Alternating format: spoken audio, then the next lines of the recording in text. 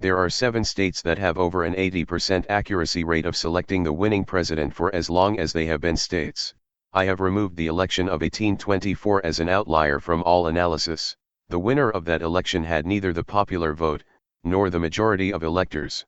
These 7 bellwethers have voted a total of 330 times and have been wrong 57 times. When looking at how the 7 states voted as a unit each election, these states have gotten the presidency correct 51 out of 58 times, or 88% accuracy. Here I have graphed every election from 1828 until present. 1828 marks the start of the Democrat Party. Before I get started, there are 2 ideas I'm focusing on. The first is which presidencies the bellwethers got wrong, and second, pattern analysis to see if anything is strange. So, at the top, I have the Whig Party and the 2 elections it won. Then the Republican Party and the Democrat Party. These are for reference. Next, all the states are graphed in descending order from most accurate at the top and least accurate at the bottom. Another point of interest, all 50 states have above a 50% accuracy, not a single state was wrong more than it was right. You'll notice a lot of white from 1824 until 1898. During these 70 years, we add an additional 20 states. This white area includes some elections where the states picked the losing candidate, but mostly these states did not exist yet. This will clear up when I show voter intention later. On to inaccuracies. The first president that the bellwethers got wrong was John Adams. Pennsylvania and New York were the only 2 at the time. New York got it right. The next president they got wrong was Zachary Taylor.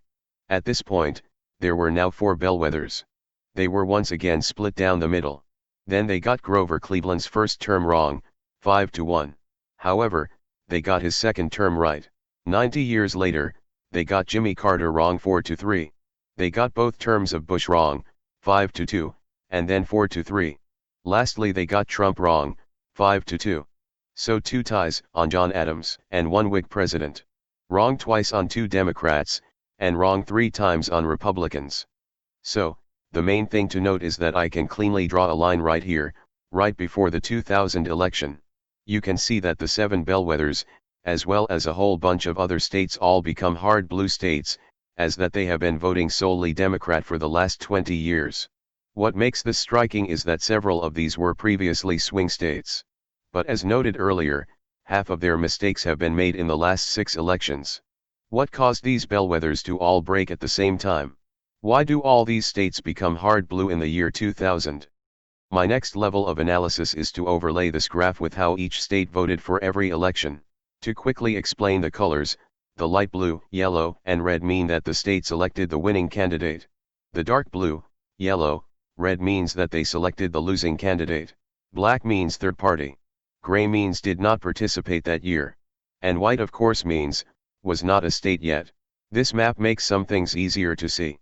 For example, taking a closer look, 4 bellwethers, New Mexico, Illinois, Pennsylvania, and California have been voting solidly blue since 1992.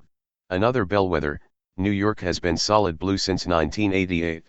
When I finish going through all 50 states, 12 states started voting hard blue since 1992. 4 of which were previously swing states, and 1 which had previously voted almost exclusively Republican. To show why this is significant, I'm going to put on an overlay marking every time a state was hard blue, hard yellow, or hard red, and by this, I mean that they voted for the same party at least 4 out of 5 elections consecutively. This shows the general voting of the state at that time. If there is a dispute between boundaries, I give the party that won in the later years the advantage. I'm now going to simplify this by taking 2 steps. The first step is to remove all hard red, blue and yellow sections that do not have a complete shift into another party. Which now looks like this. Now, 1 president is an outlier for this analysis. Franklin Roosevelt was a populist and served 4 terms. I am treating him as a 2-term president so as to better match the rest of the presidents. I'm looking for states that support the party for 4 out of 5 terms, not a single president. With additional cleanup, it now looks like this. The last thing I'm going to do is put purple where the party shift happens. Several times, a state will vote third party before making a hard shift. With all of this done, let's analyze. In 1828, we have 2 states shift to hard blue. A lot of states were just starting, many were voting third party, That's why there wasn't many that shifted into the creation of the Democrats. The Whig Party was short-lived. Several states were added, so only one state ended up having a hard shift. If it had been around longer, it may have seen a lot more considering how many states supported it as the main opposition party. The first major spike comes with the formation of the Republican Party in 1856, which became the official second party. 7 states flipped, then an additional 3 with the election of Lincoln. It's mostly static until 1892 and 1896, where a total of 6 states flip. In a span of 20 years, from 1952 under Eisenhower to 1972 under Nixon, Republicans flip a total of 14 states. Bush Sr. sees 4 states flip blue in 1988, but by far the biggest spike is in 1992. Under Bill Clinton, 11 states flip blue. That's the raw data. As has been said earlier, we've been adding states over the many years. In 1828, we had 24 states. So a flip back then was much bigger than a flip today. So this graph is to take that into account. Effectively, the 3 areas of interest are: first, the creation of the Republican Party, and the Civil War; second, a span of at least 5 administrations, and then Bill Clinton. Or in other words, Bill Clinton pulls off what took the formation of a party, plus a civil war, or at least 5 administrations. To wrap up, I'm going back to the original graph to make my last points. Focusing back on the bellwethers, the youngest state is New Mexico, being added in 1912. The rest are from 1864, or older, 2 being from the very beginning. We've had the invention of cars, phones, rockets, airplanes, television, radio; none of them broke these bellwethers. They get one wrong, then usually are back to being right the following election. This is to say, I do not believe the internet or the invention of cell phones caused this break to happen. Second, we've had many populists since the founding of this country. Andrew Jackson, Franklin Roosevelt, Richard Nixon, Ronald Reagan, as well as others. None of them were able to break the bellwethers either.